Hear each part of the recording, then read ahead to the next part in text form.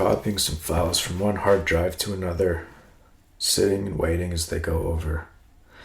The little one filled up, so now I have to send those ones over to the big one. To write today, I don't know. I have the sense that I'm not going to come up with anything. But I know, in that hopelessness, as I put that feeling down, it begins to take form into something. I get onto something or other. A slab of whale blubber, something like that. Whale blubber.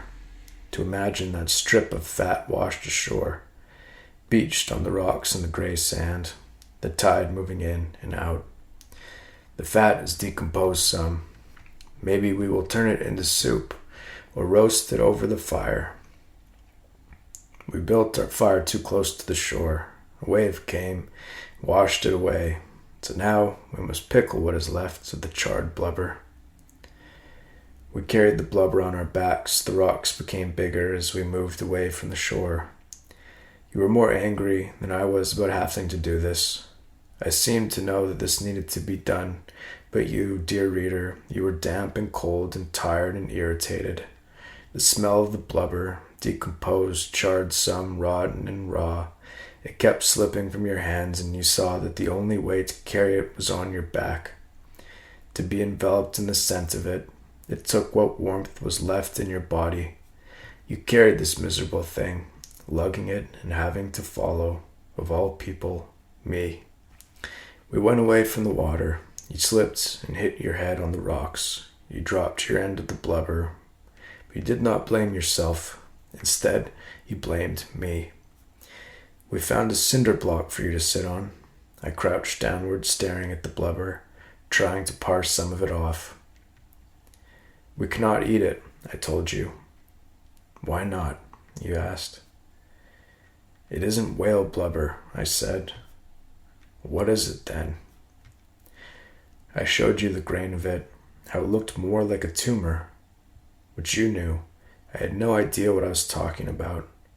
You took the blubber for yourself and began to chew its rubbery flesh.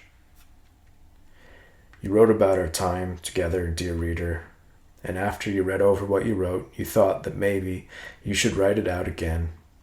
You should go over every sentence, to rewrite and polish all of it. I think, dear reader, that my note to you is that you will probably overwrite the account of our time together. I worry that you will be too self-conscious, that you will try to seem too competent with your writing, that you will worry too much about the final outcome. Instead, I want you to write, dear reader, in a way that reflects who you are in the most unobstructed way possible, in the way that is most natural to you. I know that you want to show the world how good you are, how much time you've spent agonizing over what you've put together, how hard you've worked, that you feel an indescribable passion that connects you with an image of yourself, of your success and your recognition, that your wish and belief and obsession have aligned in such a way that surely would conquer all of your opponents. I know how bloodthirsty you are, dear reader, and how sometimes you become afraid of how elated you feel. But this idea of grandeur, is it not merely an intoxication, merely an illusion like any other? Still, I will do my best to read what you come up with, whatever it is. But I hope you will remember the rancid fat that we dragged from the shore and how it felt to sit and eat it on that cinder block. This is what life has been like here in Canada, floating around, not anchored to anything. I wonder how it seems to the rest of the world to live here. For the most part, I'm adverse to writing about what it means to be Canadian, of how it defines my writing.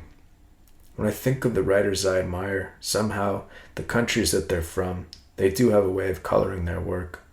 And I suppose, being Canadian, when I'm in the library and I see the Canadian authors section, I feel repelled by it. Like our authors are irrelevant. There's a certain amount of patting and coddling and safeness that surrounds our culture, that for the most part we are inevitably too soft and innocent to be taken seriously. I don't like writing about it for the most part. It makes me feel uncomfortable.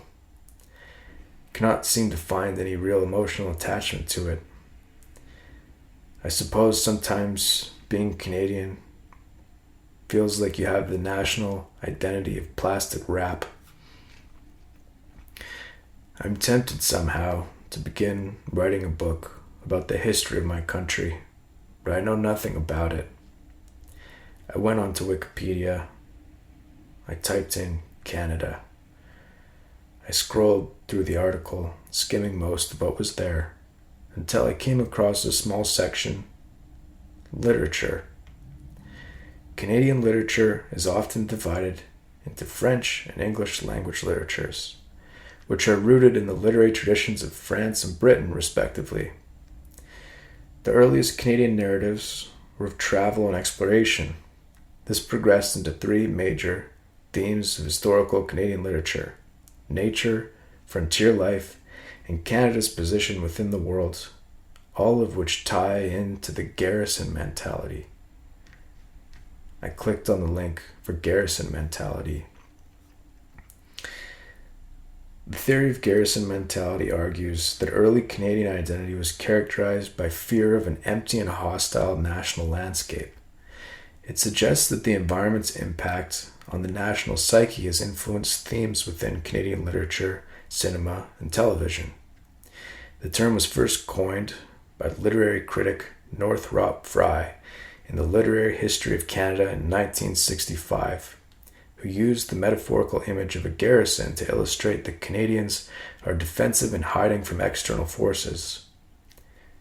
The garrison mentality suggests that unaccommodating external environments in Canada, whether they be physical or political, have influenced the psyche of its inhabitants to make them introspective and defensive.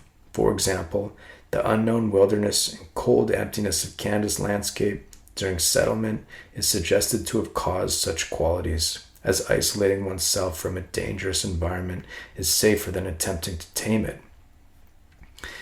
The garrison mentality suggested to entail various characteristics such as feeling exiled from one's own identity and the land they live on, feeling inferior and oppressed by other nations, especially America, feeling a sense of physical, mental, social, linguistic, and cultural isolation, feeling overwhelmed concerning hostile political and physical landscapes, a tendency to revere law and order as they act as protective institutions from nature and hostile societies, a tendency to invent more difficulties for oneself than necessary, a tendency to antagonize empty or wild landscapes. I scrolled down to the bottom of the article. See also siege mentality, victim mentality, paranoia, paranoid fiction, learned helplessness, self-handicapping, self-perception theory, persecutory delusion. The idea seems about a quarter true to me. I don't know what the other 3/4 are, but I do buy this in some sense, mostly for the reason that it sounds like me. And so I think back on that writing from yesterday, of where we were, dear reader, on that rocky beach, the whale blubber that we found, God's tumor having washed up onto the shore.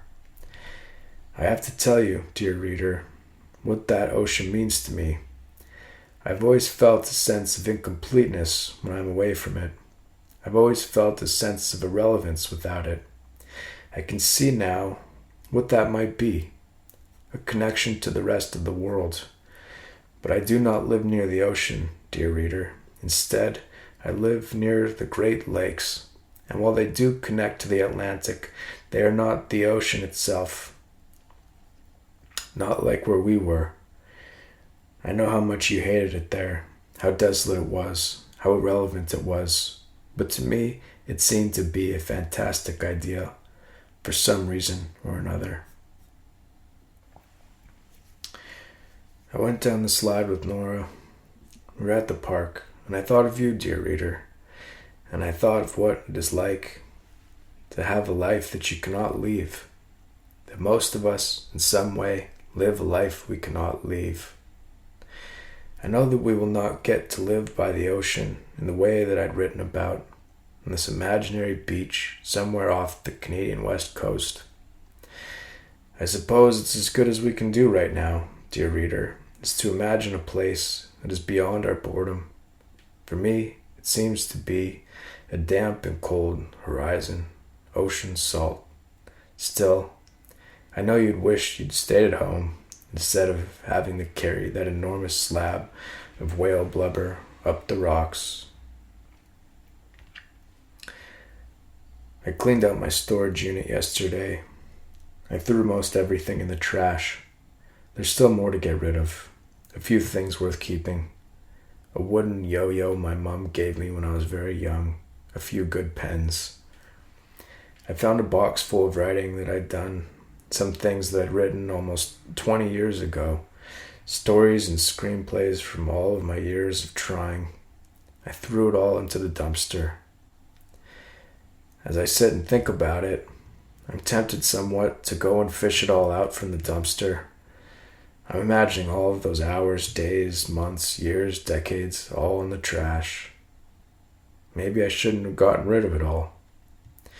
Truth is, I didn't even remember I'd had it until yesterday. I don't know. Maybe I should go and get it. And just have it here. To collect dust. It's a bit painful to think of. I should go down and eat breakfast before we take Nora to daycare. After we dropped Nora off, I told Miriam I was going to work in the garage for a bit. I didn't tell her that I'd even found all of that writing in the first place, let alone thrown it all out. I opened the trash bin.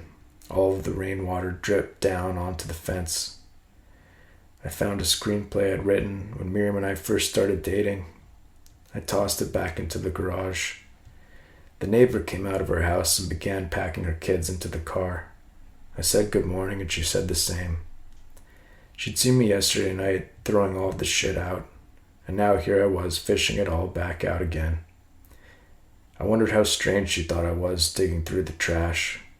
If only she knew. It was all the writing I'd done. Literally, my life's work. The only record of all of it. I dug everything out. The rain hadn't destroyed it like I'd kind of hoped it would.